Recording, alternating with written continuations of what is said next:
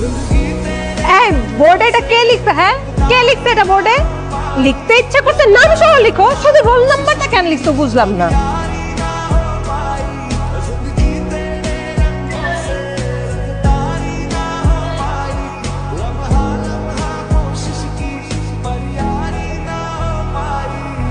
দোস্ত, ছেলেটা কিন্তু সুন্দর আছে। ছেলেটা তোকে পছন্দ করে দোষ।